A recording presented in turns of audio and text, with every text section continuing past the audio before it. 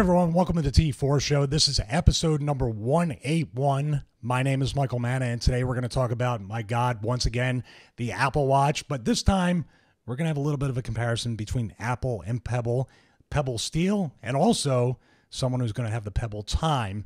Well, he's on the split screen. What am I talking about? How can I introduce you and cut to you when we're using call recorder in the split screen? We have my good friend Doug Drummond, Mr. Double D50, and now Consumer Gadget Reviews on YouTube. How you doing, Doug? I'm doing great. Thanks for having me. Oh, I appreciate it. I mean, I can't believe it. We talked about it in, I think it was take 17 or 18 or 27, that this is your first time on the T4 show. It is. Indeed. That's my fault. I apologize for that.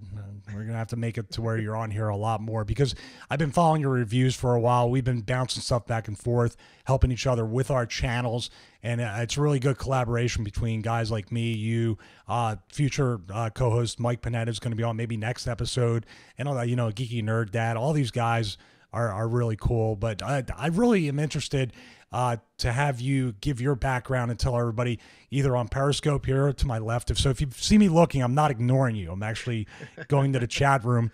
Sure. But let everybody know who subscribes to our YouTube channel and the podcast a little about your background, what you brought you to become a tech reviewer. Okay, yeah, and this could be a 25-minute, 35-minute conversation, but I'll just give you guys the skinny of it, if you will.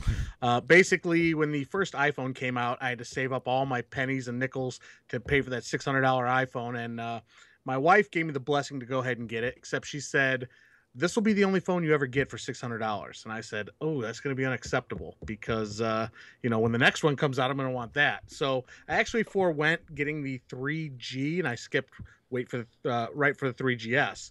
So what I did is I said, I need a case. First thing I thought was I need a case for this phone because if you remember the old plastic back iPhones, the biggest thing about them was you had to protect them. So I went online to eBay and I was looking for some OtterBoxes to try to save some more money. And I saw, I thought, I'm going to go to YouTube and I'm going to check and see if anybody's kind of done a 3D review of these. And this was very new at the time. And Quinn Nelson, if you guys know him, he was the first video I saw where he threw an OtterBox off his roof. And this is like a 17, 16-year-old kid. And I thought, oh my gosh. Yeah, I'm like, if he could do, I'm going to do something like this. So I ordered a couple cases off of eBay, got them in, made a couple videos, 5, 10 views, whatever. Next thing you know, I started emailing some of these companies and I said, hey, look, I made this video. What do you think? And they said, oh, yeah, we'll take a chance on you. Here's a couple cases. We're going to send some out. And I thought, wow, this is crazy. And then very shortly into it, I got hooked up with the guys over at Buy Me an iPhone. And that really is what kind of sparked my interest and got me going, jumpstart into this. I didn't really have much of a background per se. Professionally, I'm a police officer. So to get into tech reviewing was like, well, how did you kind of bridge that gap? And of course, it was just my love of all things tech. And now I'm sitting, I'm at a modest 6,000 subscribers. I've been doing it for probably about 5 years. Unfortunately, I've had to cut back on my time because I now have 4 children. And of course, that takes up a lot of time, working 2, 3 jobs. So I don't get to review as much as I used to, but that's kind of how we landed here. Nice. Well, you have upgraded your production. Guys like you and Panetta especially, and what I'm trying to do is, I don't know what the term is for it. I guess it's called glamour shots or B-roll, whatever you want to call it. But that's very difficult to do. It's not as difficult in a way to, you can wrap your hands around a camera, there's a lot of successful YouTubers like Flossie Carter. I watch a lot of his real reviews, and it's really good. This guy's got 230,000 subscribers. It's just some kind of niche, but doing that B-roll and the voiceovers and putting it all together in a story is very difficult, but you've really come into your own with that. And I really want to steal a lot of that. So can you tell me how to do that? Yeah, well, so my brother-in-law actually, he was into video production. He got a degree downtown Chicago in video editing production, and some of my earlier reviews, they were even better because he was the guy kind of editing and capturing it. But just something as simple as an H4n audio recorder, you can pick these up super cheap now, work wonders for your your voiceovers. And then of course, off camera here, I just got an old Canon Rebel T4i, and it's all about the lens. That's considered the old now. Yeah, this is very old, But these guys are going to 4K and such, and I've told Panetta, I go, hey, I can't afford to get into 4K. These guys are buying $1,500 $3,000 cameras, the FS7 and stuff, but that'll work just fine. You get a nice, really good lens on it, get yourself a DSLR, get yourself a little audio recording. And really the art of it comes in the finesse of that B-roll. And that's where I really spend most of my time. I don't have any sliders. I have an old rusty tripod. It doesn't even have a fluid head. And I just kind of steady hand shot a lot of these things. But that's where I just kind of, I borrow a lot of my influences from guys like TLD. And I even look at Unbox Therapy for some of his stuff. And, some of it's just raw. Some of it's just you in front of the camera reel. But, a lot of this artsy stuff. But it's very time consuming. So. Yeah, it can be. That's what you have to balance out. How can I get stuff out? And I can't sit here and edit this stuff because it's time sensitive, especially you have something like the Apple Watch, which probably is considered to be old by tech reviewer standards, unless you're going to do an after the buzz or update or whatever. It's considered 1 month that later, yeah. Yeah, it's like basically it's been out forever in the tech field. But yeah, we're going to talk about that, talk about the Pebble Time. It's a mystery. It's a mystery you, I, and a lot of other guys haven't solved. Even when they're on the other side of it and they have hundreds of thousands of subscribers, they couldn't tell you a formula. It really is just like if you like to do it, and we've talked about it. We've both been frustrated at one time or another, or many times at the same time. Yeah. That the numbers are great, but we have to go back to the point of we just did this and put the camera on because it's basically how we play with this stuff without the camera anyway, so we might as well record it and maybe get some relationships with some companies going. So that's what I have to try to remind myself whenever I put out something I'm really proud of and only get like 200 views. I'm like, what the hell? I got 10,000 subscribers. Why can't anybody just watch it just once? Yeah, yeah, right. There's another guy, just on a side note, I didn't know if you watched past episode of the podcast or YouTube show, the techie agent Eric Russell. He's a really up and coming YouTuber, and he's got a lot of, especially on the fitness front, which I want to ask you some stuff about the Apple Watch in this episode. But he's done a lot of stuff, and he's really not had the upgraded camera or anything like that, but he's really incorporated some cool B-roll stuff with a phone. And that's what I wanted to tell you. You can use your iPhone, your iPad, or your smartphone to shoot a lot of this stuff without buying a GH4 or an A7S or any of this other stuff, because he's very successful, tens of thousands, if not hundreds of thousands of views on his videos. And he's done what I believe is quality over quantity too. A good video maybe every week or so. Yeah. He's a good dude. You should check him out. Everybody who's listening or watching should really subscribe to him.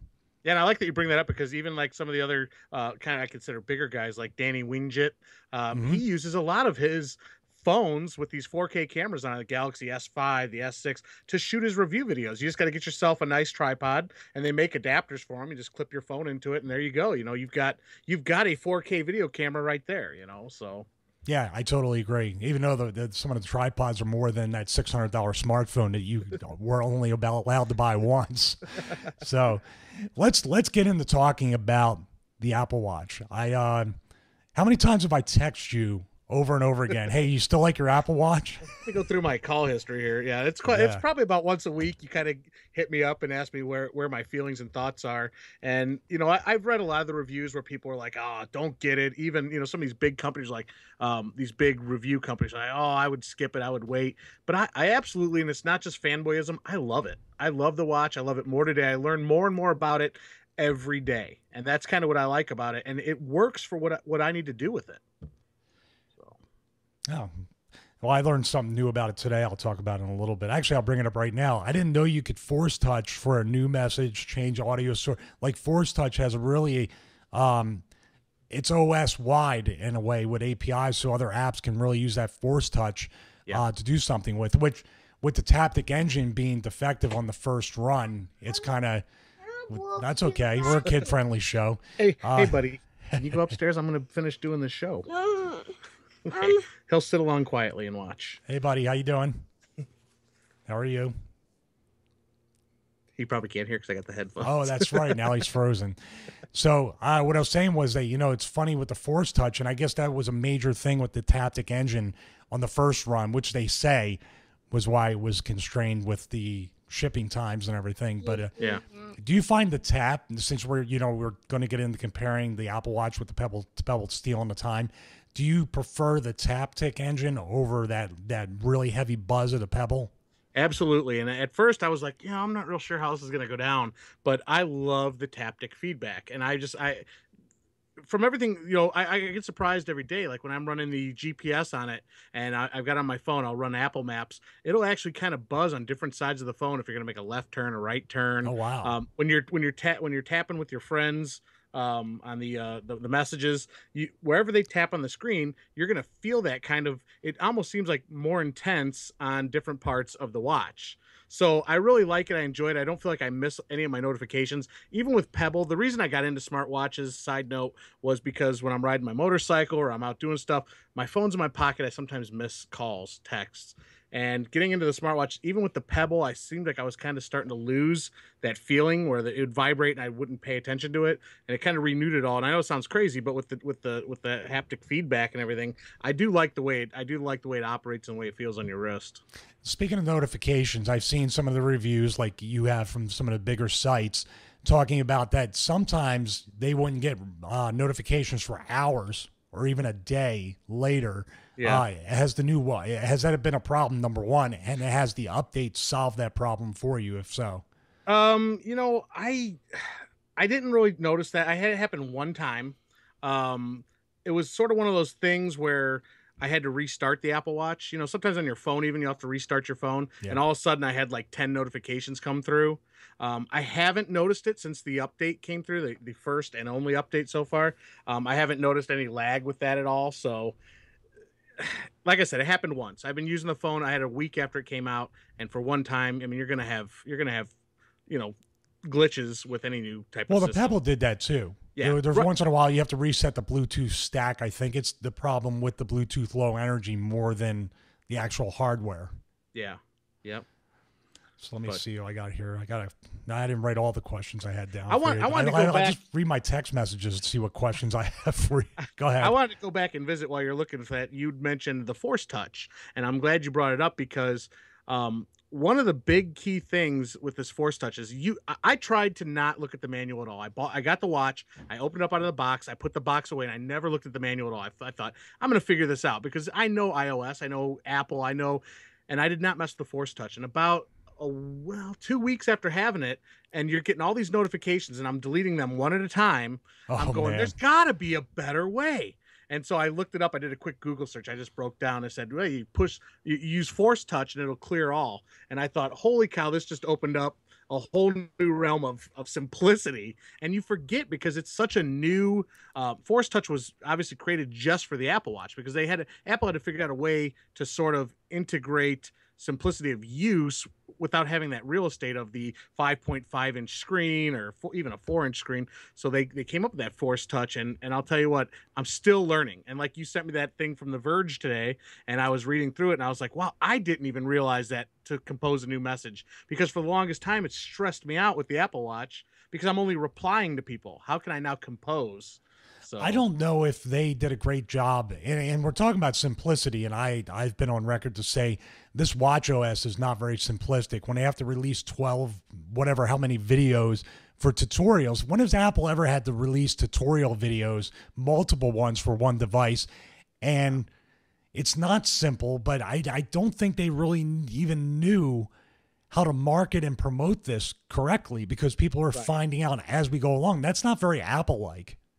Well, but it's also brand new. I mean, this device is really unlike anything they've released so far. It's not like, well, when the iPad came out, well, geez, we've all been using the iPhone now for 4 years. We kind of have an idea of what this is going to be. It's just larger. But with the Apple Watch, it's like, how do we introduce Force Touch? How do we introduce the haptic feedback type stuff? How do we introduce these SMS, whatever they call it, the doodles that you draw on the watch messages? Yeah. So it's like I understand it is weird that they had to put out all these videos, and like I said, I tried to just go without reading any of it, and I'm getting friends now that are getting this watch and they're hitting me up, hey, I need your advice. How do I get the heart rate monitor? I mean, something as simple as what they call glances, I didn't figure that out for probably a week after getting it.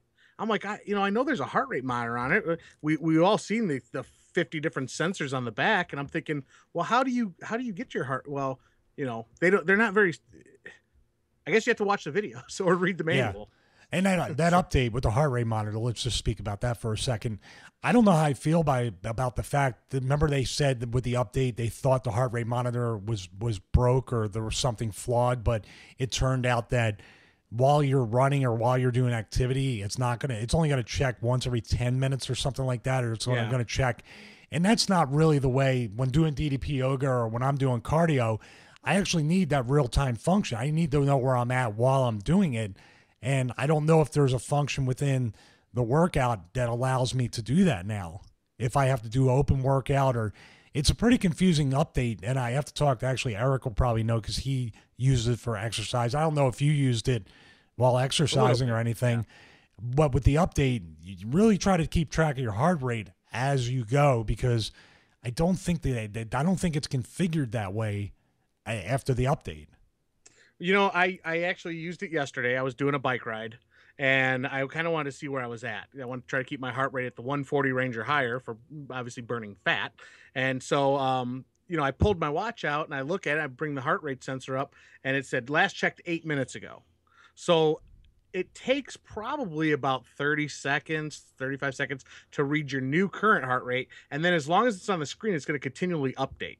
So maybe for like a minute, you'll get the continual update. So as I'm riding the bike, it's saying 141, 144, 138. So it's bouncing all over. I know it's actually working. You have to go. Too distracting. Right. So, but he's very defeated right now. He's on your other side.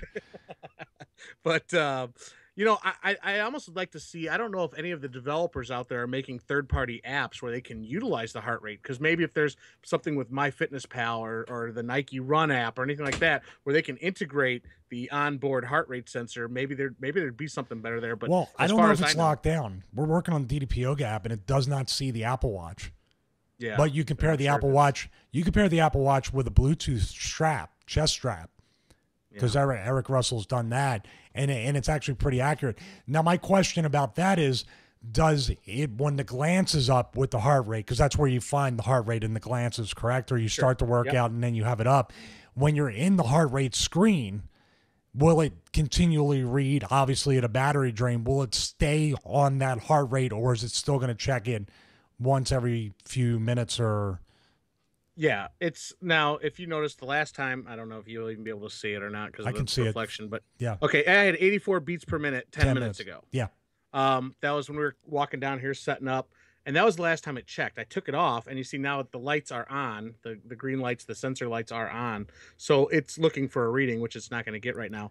As long as it stays up and running. And now you got to remember, the screen will go to sleep after 30 seconds or something like that. Once it goes to sleep, it's no longer reading your heart rate. So it's not going to continually step. You have to keep glances going. You have to keep the screen on and awake for it to keep checking your heart rate. Oh, so there's not a setting to keep the screen on during workouts or anything like that yet? I haven't found it. No, I haven't found that yet. So that's interesting. This is stuff that if you're planning to use it as a fitness tracker first and a notification center second, these are things that you need to know when comparing it to, say, the Garmin Vivo Active or my Mio Fuse, or using an app along with the watch. Because DigiFit iCardio has a great app on iOS and Android, and it doesn't count here though. But on iOS, if they released an Apple Watch app, that would be pretty huge right there. Sure. That would be, but we don't know if that's locked down because of the health app and the activity app may be just a walled garden for the watch. Right. And it's funny that you're segueing into this whole the apps that could be coming up, third-party apps, because basically I think they obviously pre-released the Apple Watch to a lot of developers who were able to get their hands on it before the general public, and they made some apps. But I think a lot of companies out there actually did not get the Apple Watch until we got them. Mm-hmm. So I think you're going to start to see a lot more app developers coming to the market with apps now. They've had this in hand for a month. They've been able to kind of get at it, and I think maybe even down the road, the next 3-4 months, you're going to see a lot more options coming, because there wasn't, Apple promised there's going to be thousands of apps when the Apple Watch becomes available, and actually there aren't, at least them that are friendly. user friendly. Yeah, one of the two of the ones that three. Now that I'm thinking about it, it's counting up. Fantastical just came out. That's my calendar app on iOS. And Drafts, which I talked about. That's what I put together with GTD, getting things done. Even show notes, which I didn't do this time. But usually I'm just pull out my phone or my iPad. I'm typing it up, and I can send that to OmniFocus, Trello. Create a reminder. I can do all sorts of stuff with Drafts 4.0. You should check that out. I was even writing my scripts for my voiceovers with it, so I could pretty much have it right in front of me. That's one, and then OmniFocus too. OmniFocus, so Drafts and OmniFocus, I can not only read what I need, but I can also create on the watch. So on Drafts, I can create a new draft dictated, which looks pretty accurate from what I've seen, and have it all on the watch without having to. Now that's the power that could have over what we're going to talk about with the Pebble Time and the limitations with iOS. But have you tried, besides creating messages, have you tried any apps out where you can do productivity-based stuff off the watch? No, and I've been meaning to get around to doing some Evernote because I know they're big with the Apple Watch. I just have not had a chance to kind of play with any of that. Most of my stuff, I use an app called Teleprompter Pro. So, but I'm definitely going to look at that draft app that you've got. I put it in my notes over here. Yeah, there's even another app that I checked out. I think it's Mac Mixing? No, I'm not sure. He did a Clip Mic Digital review from Sennheiser. Okay. And they actually have a watch app where you can record and you can have a timer and all that stuff on the watch. Oh. Off of the, you can sync your audio up. It's an iPhone microphone, but it sounds every bit as good as the $600 one.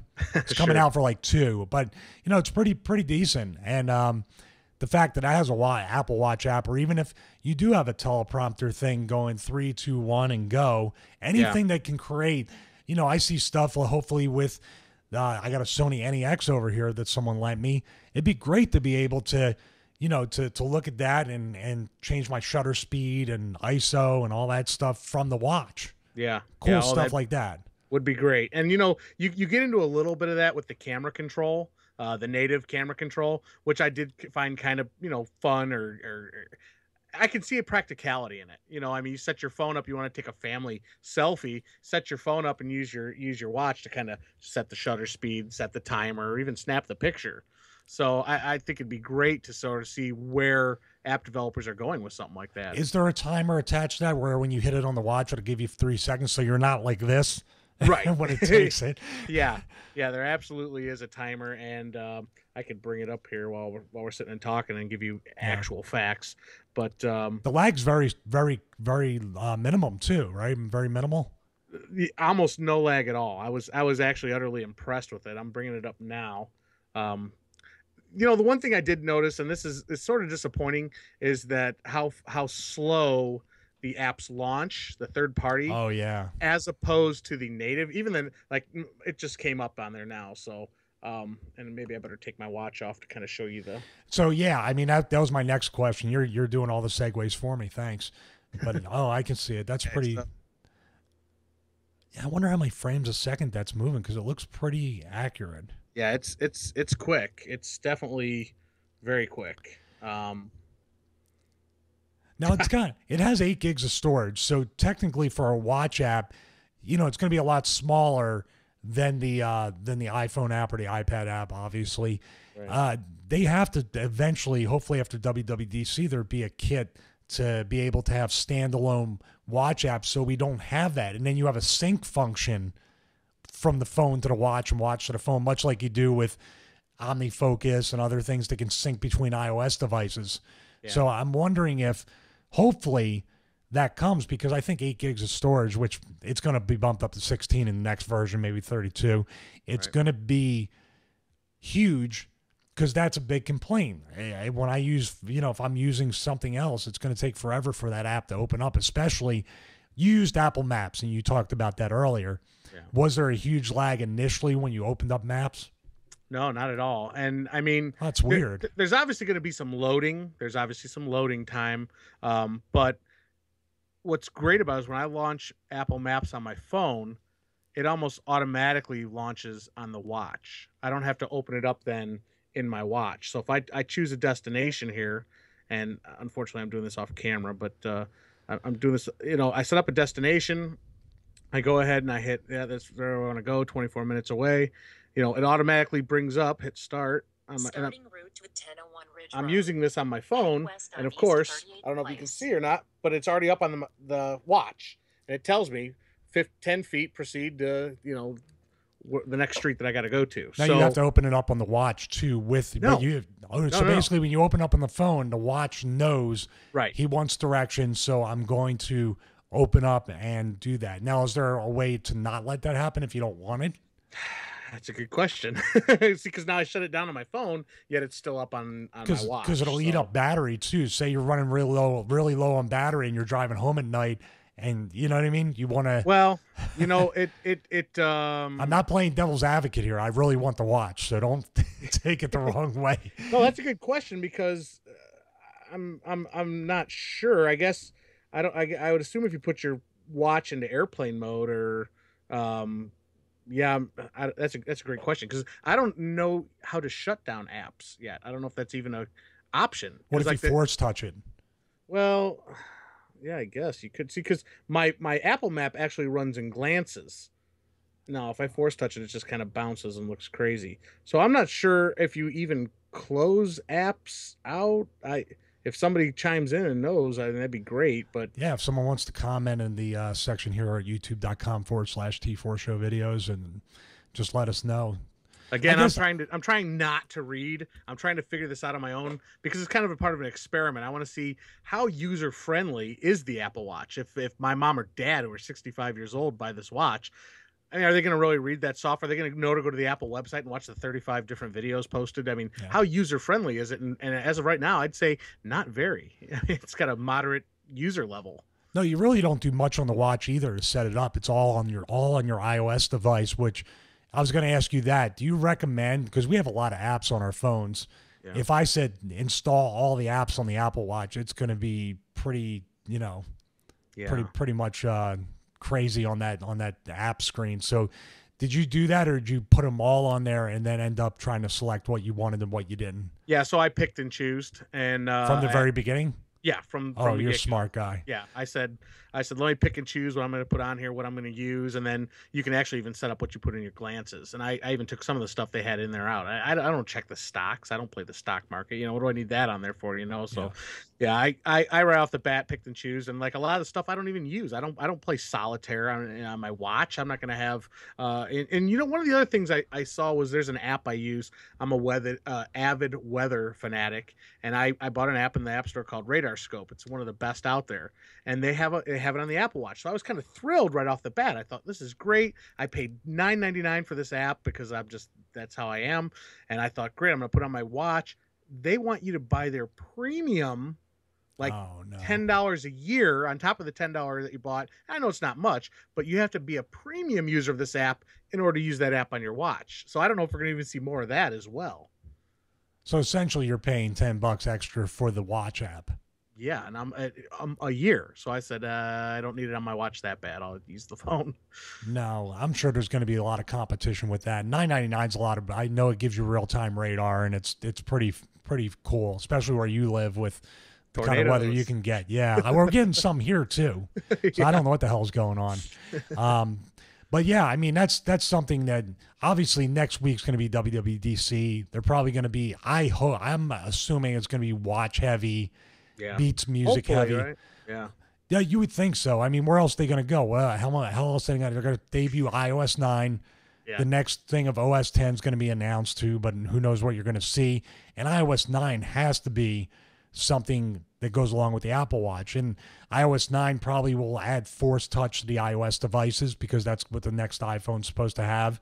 Right. And God, I hope iOS 9 has widgets and glances. Maybe there's glances on the phone next. Well, and that would be awesome because that's the one thing I miss about Android are the widgets. And I've said this, I don't know if it was you or if it was Panetta, but back, must have been iOS 6.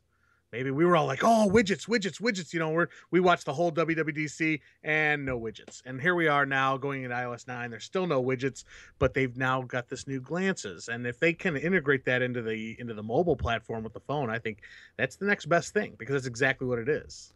Yeah, there's no real easy way. The Today screen was huge, but it still doesn't give me the information I need without having to swipe, press, do all this stuff.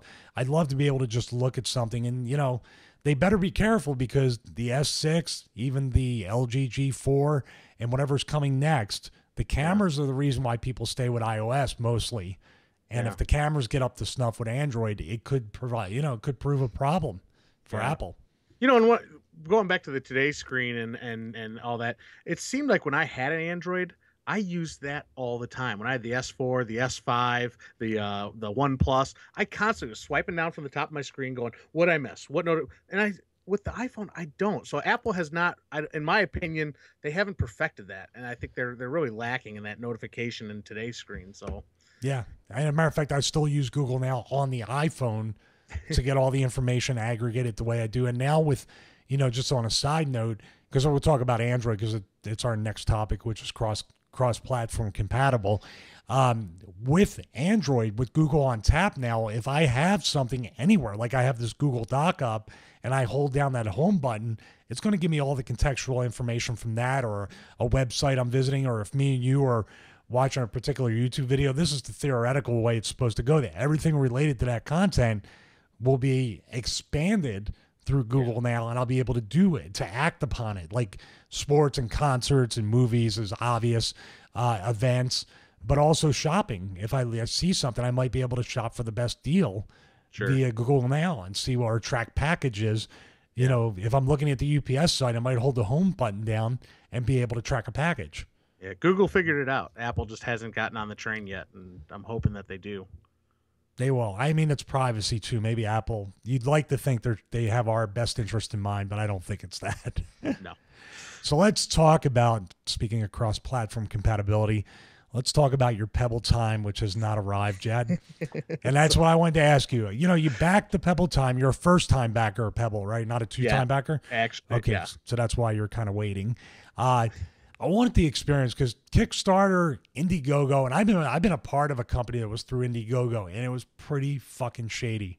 So, you know what I mean? It really turned me off to the crowdfunding thing. So, with Kickstarter, they seem to last time really burn. I'm going to give people a backstory on it. When the first Pebble went through Kickstarter, it was a huge success. $10 million, biggest Kickstarter in history up until the next one they did. Right. But the problem was that they released it in retail stores, Best Buy to be specific, before the backers got the device. Yeah. And that turned a lot of people off. I wasn't one of those. I went to the retail and got it. So Me too. Yeah. But it turned a lot of people off. They gained a lot of goodwill again. And I think they're a really neat company to follow and support. With this one, they doubled it with $20 million on Kickstarter, but it wasn't crowdfunding. It was more like a pre-order marketing type thing with Kickstarter. There's a little bit going around, and then they promised to ship by the end of May or sometime in May. Sometime in May, yeah. And then they disappeared after that date was done, and they actually updated on Kickstarter about the situation with their app as well. But I just want to, I'm just looking through this right now. I just want your thoughts after knowing all this, you backed them. And what was your experience from beginning up until now? And how do you feel about still waiting for your watch? Wow, that's a really long question. Sure. Okay. So obviously I'm in the same boat as you were with the first Pebble. I did not back them on Kickstarter. I didn't even know who they were. I think we learned about them a little bit at CES 2012, I think it was somewhere around there. But when the Pebble Steel came out, me and Panetta got on board on those. Mike bought one for me and surprised me.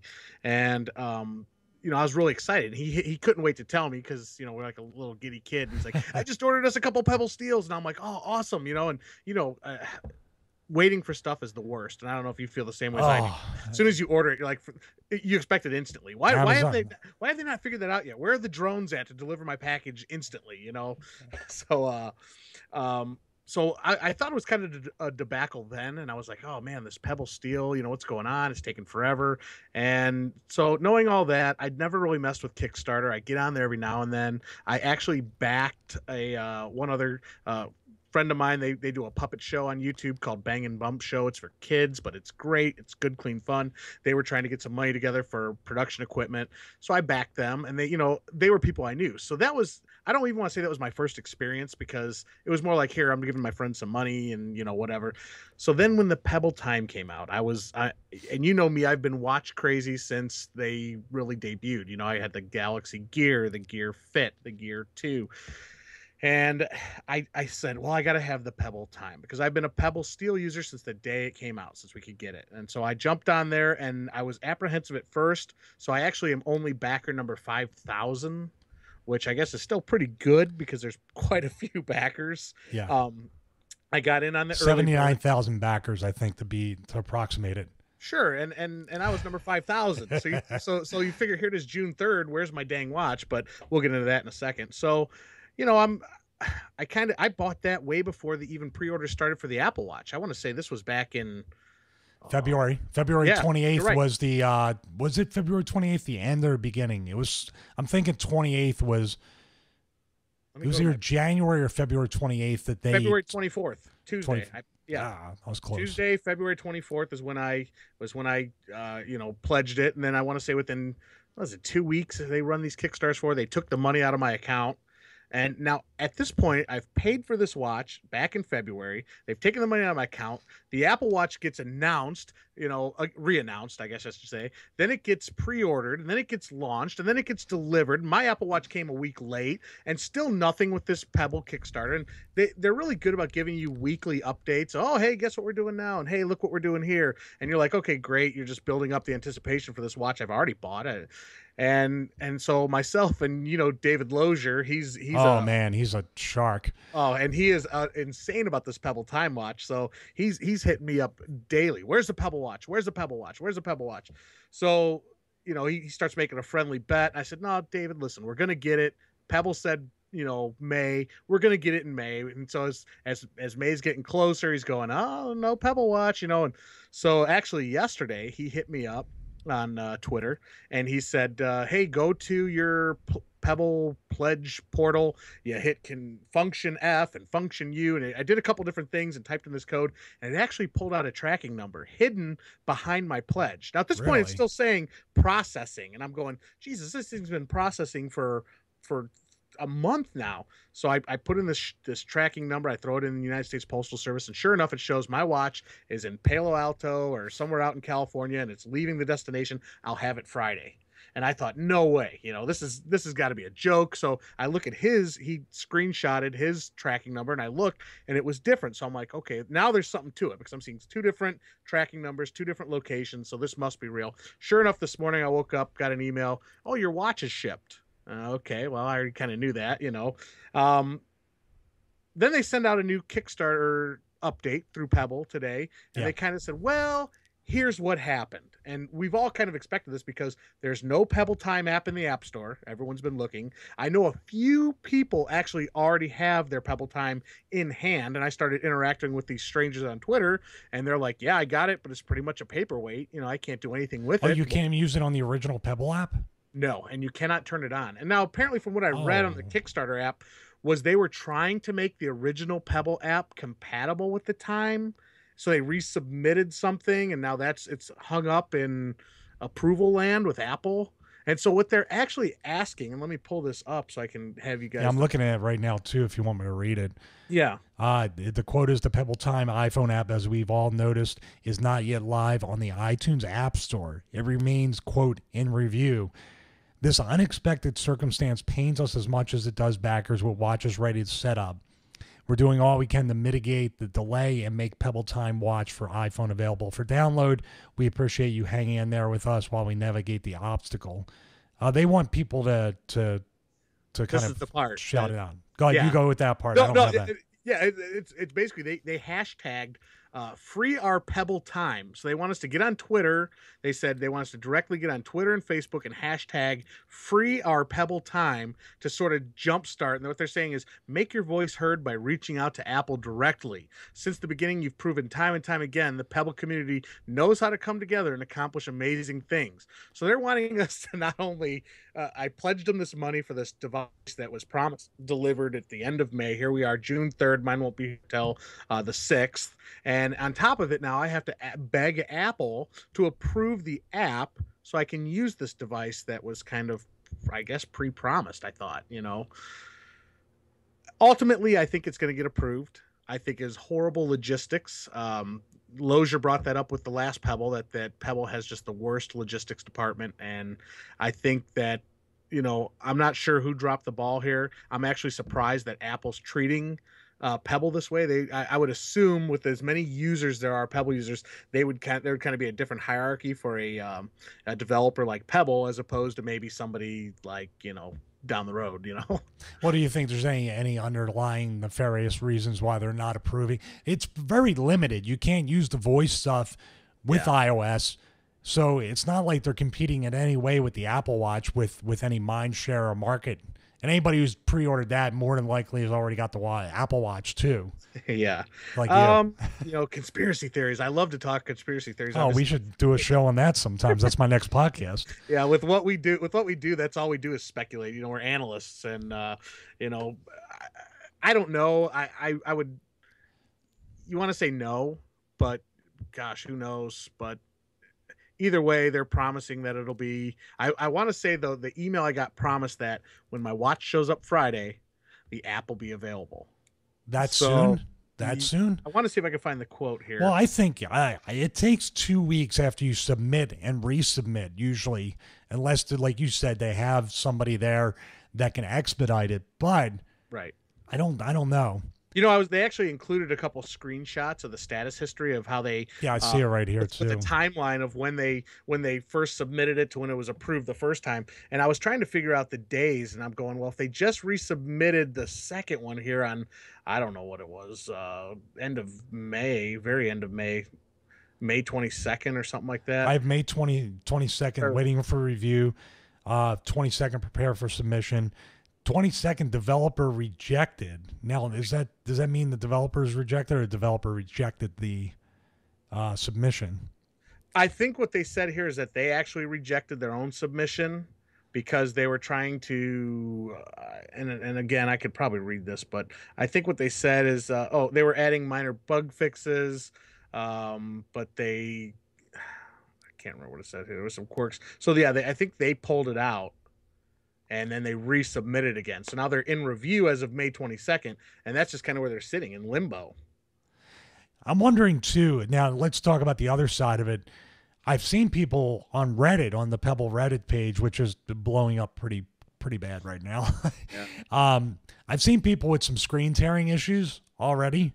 Oh wow! With the time, I mean that's probably just it's a pretty much a Rev A device. I'm sure Apple Watch has some problems like with the Taptic engine. Do Android users have the app in the Play Store? Yes, they do. And actually, they said in the email note here that if you get your watch before the app comes out, borrow a friend's Android. You can set it up with limited functionality. You obviously won't get notification or anything, but you'll be able to tell time on it. And there are some standalone apps that you will be able to use with it until the iOS app gets approved. So Android's ready to go. If you're an Android user and you get your Pebble Time Friday, enjoy it. Well, it's very important to know that, and it probably was instantaneous in the Play Store. They don't have the hoops to jump through that the App Store has. Good and bad, right? Now here's something to think about. Now there's people out there going, okay, it's going to be probably $200 when it goes into retail. It was $159 on your tier with the early Kickstarter backer. I see on Craigslist from a few people, and I have one seller I'm considering doing business with. He has a Pebble Steel, same color as yours, the matte black, really sharp. He's got that with a couple extra watch bands for $100. Oh, wow. Now, yeah, and the Pebble Steel, this is what mystifies me right now, because that's a hell of a deal, and that's a great watch, and it'll work, and I have the Pebble app. But why do they continue right now with the Pebble Time coming out to keep the Pebble Steel at the same exact retail price? Yeah, it's either $179 or $199. they need to drop that down under 150, which they did temporarily, but there's no rhyme or reason for their pricing tiers. It's so weird. Yeah, and maybe it will once the actual Pebble Time goes live. I mean, obviously we're all talking, but this is all Kickstarter stuff. They don't even start pre-orders for everyone else until June 22nd. And how long is that going to take? Oh, geez. You're probably not going to see it in retail stores until late Q3, maybe Q4, maybe in time for Christmas. I don't know. When's Best Buy going to have the Pebble Time? So I think maybe then you'll see the drop in price from the Pebble Steel, and then you'll see the original Pebble go down to what, $79.99 or something. So I know. I'm thinking if they really want to unload Pebbles and make them popular, they'd make that Pebble maximum $75. 50 bucks would make it. 50 bucks would make that an Apple Watch killer in a way, because now the buy-in for that, you could have both. I was telling a few people, like, for me, I was looking at the Vivio Active because it does a lot of different stuff with Garmin, with the activities. It does some notification for $250, and then I could buy this Steel off Craigslist, which is basically mint for $100. I'm still $50 under the Apple Watch that I want to get. So it's kind of.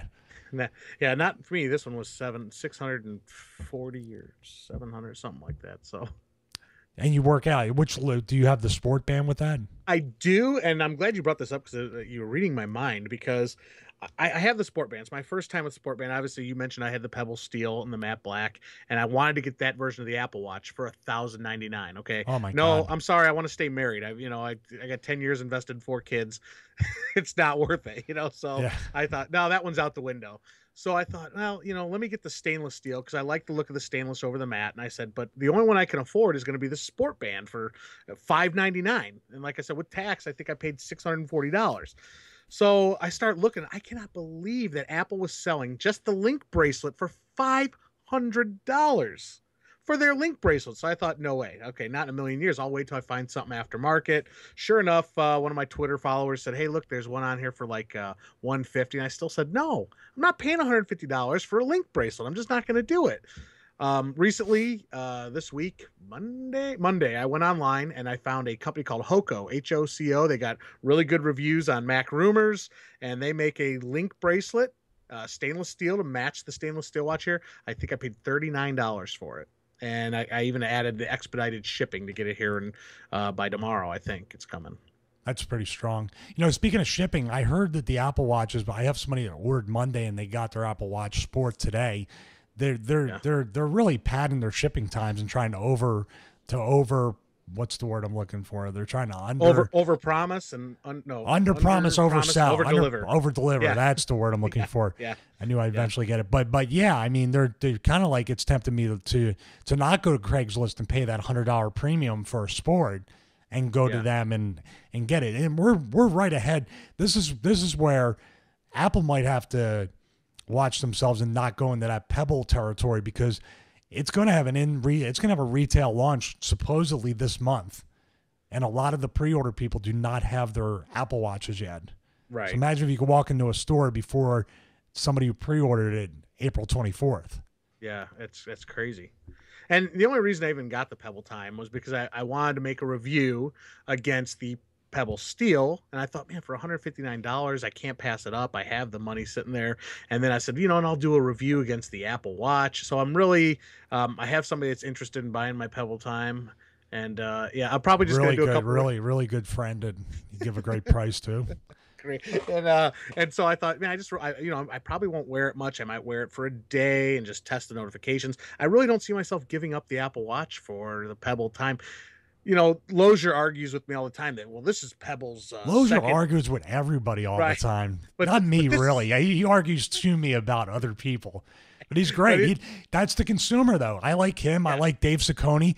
Guys that don't take any shit. They just were like, if I don't like it, I'm just going to be really blunt and honest about it. Right. And he brings up a valid point that, obviously with Apple, this is the very first run of it. Okay. And I'm probably stupid for spending $640 on it. But, and especially with rumors that there's going to be another one at the end of this year, which I don't see happening. But with the Pebble, you're getting a second operating, this is a second generation operating system. They've revamped it and they've changed it. And he is on to something. What Pebble does, it does strong. It works well.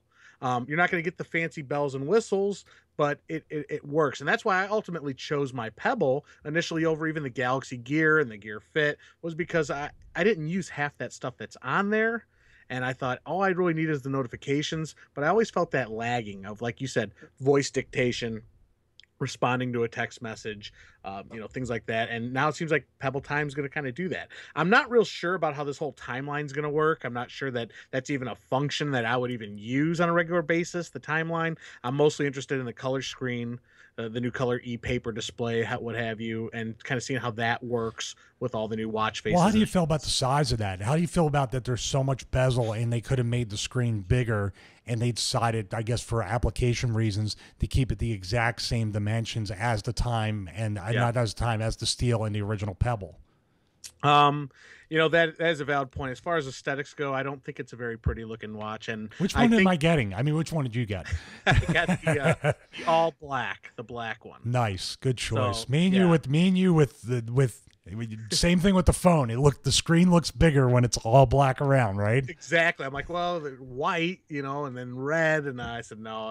And honestly, I mean, if money wasn't an option and I was independently wealthy, like our friend Larry Greenberg, I probably would have bought the Pebble Time Steel, because I think that one looks even just a little bit more pleasing to the eye than the Pebble Time. But yeah, the bezel on it, and that's where I kind of give my props to the Moto 360 and even the Urbane. The LG Urbane, because these are watches that are taking up that real estate. Even the Apple Watch, even though it's all black, they're using a lot more of the screen real estate than the Pebble. And I don't know what the reason was for it. I don't know if it's something to do with the design or trying to cram all the electronics in it or what. There's very little, actually. The iFixit did a teardown, and it's very little in the way of components. Yeah. It's really just bezel. I think it really is. For the watch sake, they wanted to keep the screen the same exact size so people didn't have to rewrite apps besides the color part. Yeah. Bad move in my opinion, but hopefully Pebble 3 they'll correct that. So do you think just trying to close up, do you think that you mentioned Android Wear, do you think that the watch or the smartwatch or the wearable part of the operating system is going to make people lean more towards Android? Because the Moto 360, even now at $150, I think is the best deal out there. A beautiful watch, looks techie enough for us, futuristic enough for us, but still you can wear it with some dress clothes and you won't look like a complete idiot. And get a $20 Pebble Steel band and throw that on there, and you've got a beautiful looking watch. Yeah, high end looking watch. So, I mean, I've entered a few giveaways on YouTube, and hopefully it doesn't jinx my chance at winning. But they're giving away LG G4 and a LG Urbane. I'm in the same one as you. Friends of ours. We'll talk about their giveaway before we go off. We're entered too. Sure. I love that G4. I took some pictures with it. Android Wear. That's why I think that Android Wear will possibly never get accepted into the App Store, because it's too strong. I can see the conspiracy with Android Wear. Pebble, I'm like, don't let it go. But there's some strong. Imagine being able to pick 7 or 8 different kinds of watches besides the Apple Watch for iOS. I don't think they're going to let that happen. No, especially since they finally entered into the wearable zone. I mean, I know Android came to market with it a year and a half, 2 years before, but yeah, there's no way. Apple's not going to let any Android Wear into the App Store ever. Yeah. So let's plug that giveaway that we're entered into. Hopefully we'll win. We're actually going to make our chances even worse when we're promoting it. But when does it's Tech Examined, Mike Panetta, Geeky Nerd Dad. Who else is involved with that? They got a few people. Let's see. It's Geeky Nerd Dad. I know the guy's name now. Dom Esposito was the one that did the clip mic video. Sorry, my volume was very loud on my iPad. And OT4 Tech. John. Yeah, yes. Okay. And Danny Wing, it's Danny. Actually, see, Mike's not in that one. This one's Danny Wingjet, OT4 Tech, and Geeky Nerd Dad. Okay. Those are the 3 giving away the LG G4 bundle with the Urbane. Mike, Tech Examined, is giving he's got a massive giveaway going here with 6 different people. He's got the Smoking Android, Root Junkie, WW Josh Do, Droid Modder X, and Zito Max. And they are giving away 5 different phones or 6. I think each one of them is going to give away a phone. So that G4 Urbane combo is that's a pretty kick-ass thing. Yeah, absolutely. I mean, Yeah, that's the dream. Fingers crossed. This Yeah, data we'll four see. that works his butt That'll off. be coming to Consumer Gadget Reviews soon, or T4 Show. So, what do you got coming up for your channel? What do you got planned? Any big reviews? Anything special besides the G4 and Urbane?